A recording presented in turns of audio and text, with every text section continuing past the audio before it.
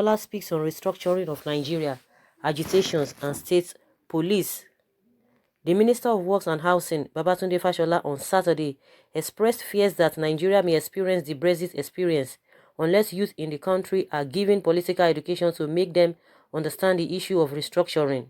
Brexit refers to the decisions by some people in Britain for the country to leave the European Union, a choice that has thrown the country into confusion. Fashola, who gave his opinion as guest speaker at the 76th anniversary of the Island Club in Lagos, also supported calls for the state police but stated that Nigeria missed the opportunity to have it because people did not follow up with it at various levels of government. NAS reports that Fashola argued that the quest for a better life and had resulted in relentless agitations by some Nigerian groups pushing diverse ideologies in their demands for restructuring. The former Lagos State governor said that Britain was currently grappling with the problem of whether to stay in the EU or not because the youth segment of the population did not fully understand the implications of the referendum they participated in.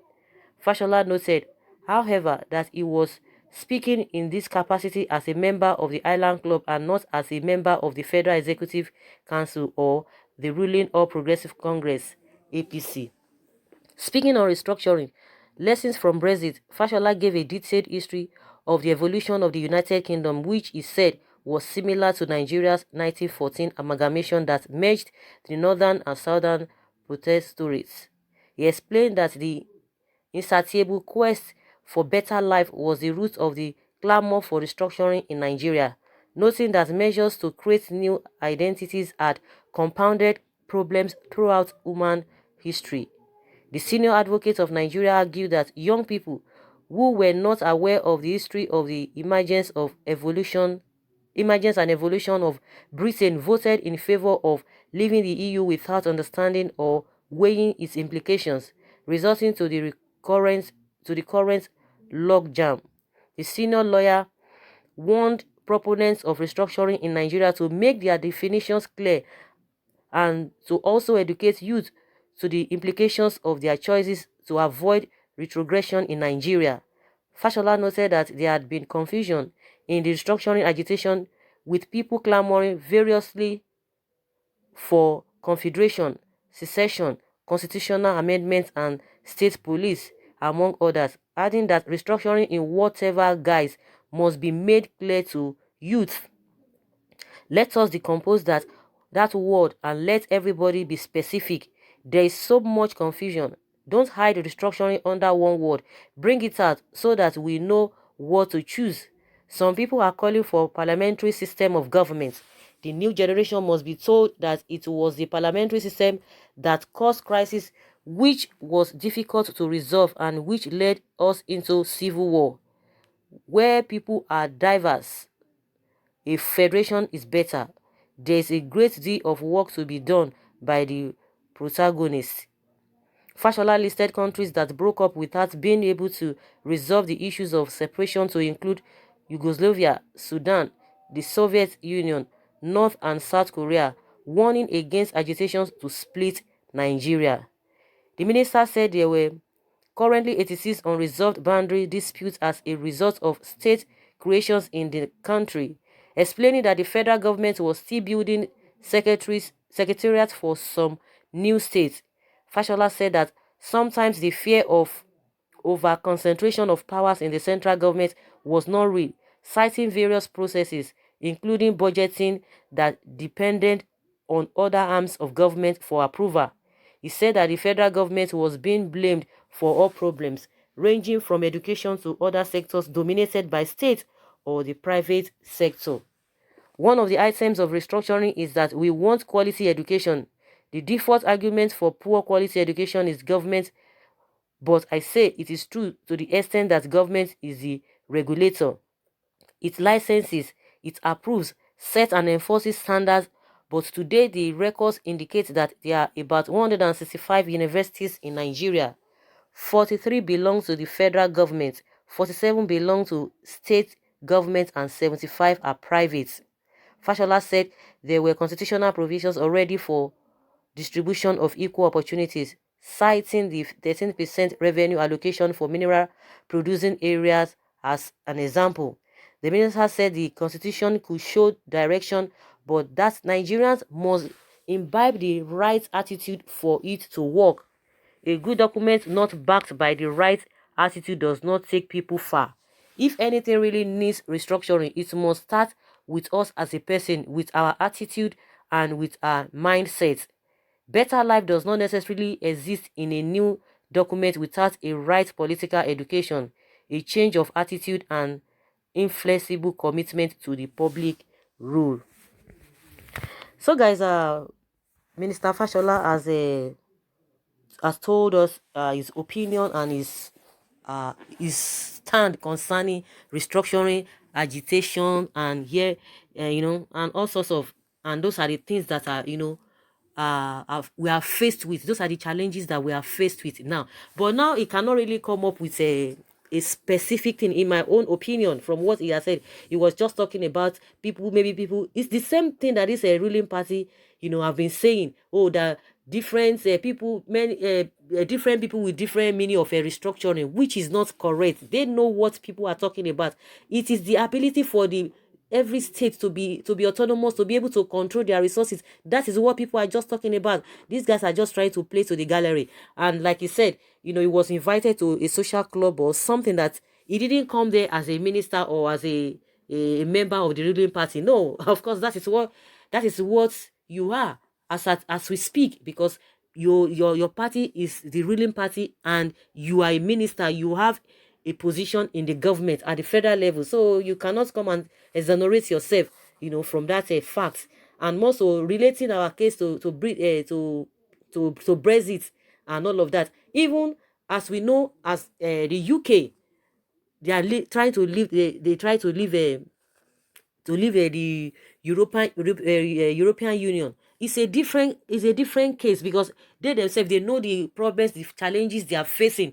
And if what we have, if what they have, the system they have already, if that is what we have on ground, because even from their own, you could see that they are not even diverse in culture. They have almost one culture. They speak one language. They could have maybe little different accent. When you talk about somebody who is in Scotland, his English might be a bit different, but that does not mean they don't have the same culture. In our own case, it's a different case entirely.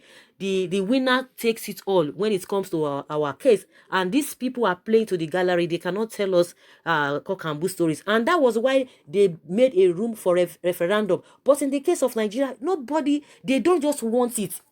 They don't just want it. Why can't you do a referendum and let people, every region, educate their people on what to do? As in the case of Brexit, it's not all about it is even the older people that were really agitating for the Brexit in the first place. The older people were the ones who wanted to leave the EU. It's not even the younger ones per se. Because when you talk about people who really want to hold on to their thing, they are the older people. And most of them decided for this thing. If you check the statistics, if I'm wrong, you can correct me. But that not being said, we have a peculiar problem, peculiar challenges that we are faced with, that these guys, they know what is happening, they know what to do. But because if they are in power now, believe you me now, if this present government is no longer, the ruling party, their language will start changing. They told us the same thing before they came in, that anybody who tells you that is paying a fuel subsidy is a scam. But now, how much are they paying? Almost 18 naira point something. That is what the government is subsidizing. They cannot come out officially to tell us, but that was not what they were saying. And those were the propaganda they used that time, to come in 2015. They were talking about this thing, what is it called, fuel subsidy, like it was a scam. But now they can come out officially. For the past 4 years, they've been trying to be on the fence, but they've been paying subsidy. So who is deceiving who?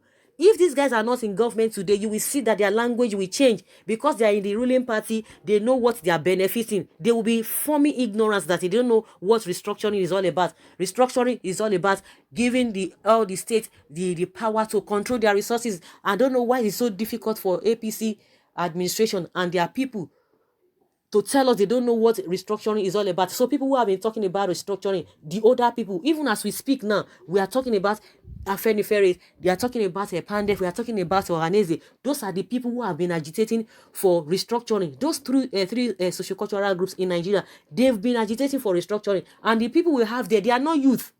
They know what has been happening right from the onset. They are not youth, they are not children. That it is not even the youth that are even clamoring for restructuring and all of that.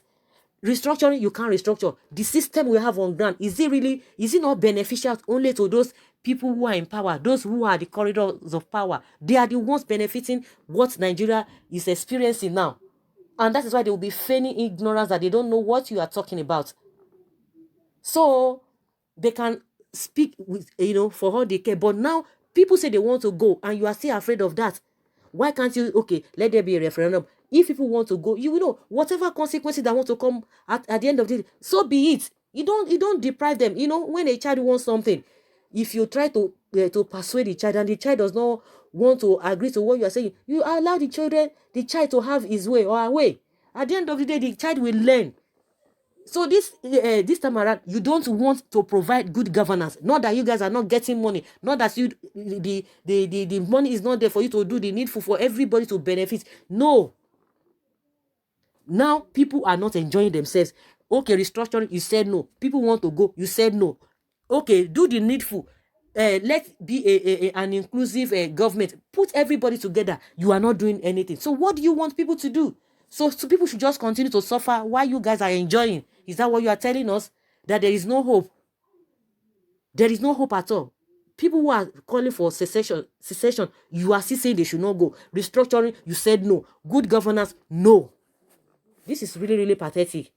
It's very, very unfortunate, because when you are the corridor for power, you cannot say the right thing. And that was why he quickly tried to exonerate himself. Oh, he came for that program not as a minister, not as a member of the ruling party. What are we talking about? You can't even dissociate yourself from all of those things, because that is the reason why people even invited you in the first place, not because of anything.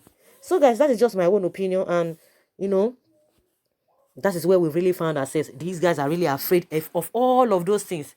Agitations, state policing, they will still come and criticize it. Everything, they will criticize it. Everything that is going to be beneficial to the masses, they will criticize it. Then do the right thing. Okay, if you want us to stay together, you are not doing the right thing. See, everywhere is just in comatose. Everything is just in disarray. And you expect people to be happy.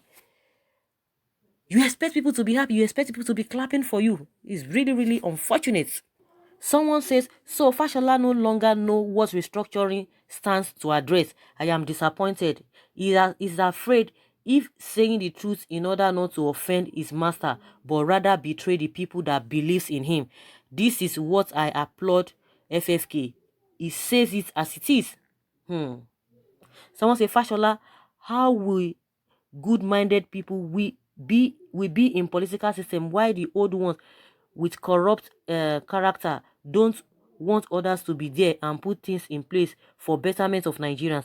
If come to election, people's mind will not be allowed to prevail, rather paddy.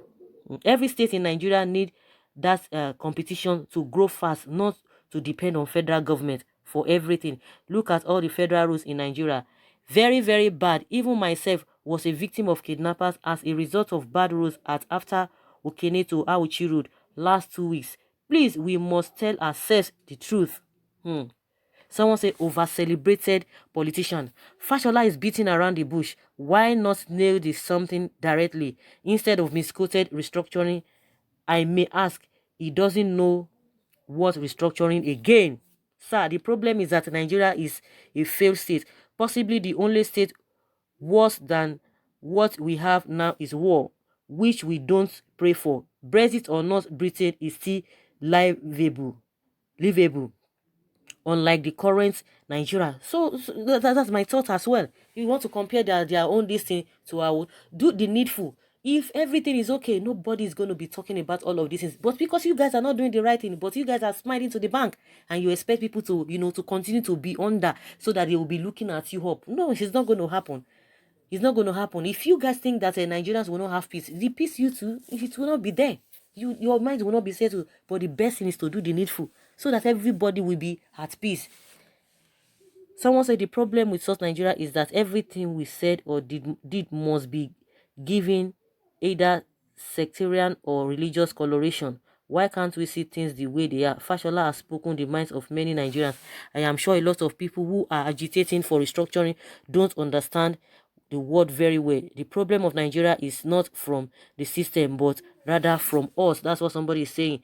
And someone say, if it is true that many people do not know the actual meaning of restructuring, why can't Fashola or you, who know it, tell us and educate the populace on its true meaning, instead of parabolating without making any meaningful point, just making reference to Britain times without number, as if Nigeria must continue to take permission from Britain before we decide our own fate. Nigeria government is running away from reality.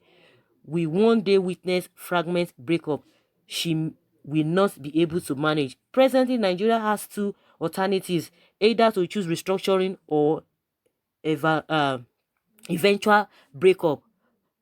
The no born Fashola way to support restructuring and incur the wrath of his slave master, who believed they are born to rule and lord it over every other tribes. So you can't tell us that he doesn't know the meaning of restructuring. Like I say, it's not really coming out with a definite point. It's just on the fence. So guys, I would like to hear from you, from what Fashola has said concerning restructuring. Leave your comments below. Thank you very much. Bye.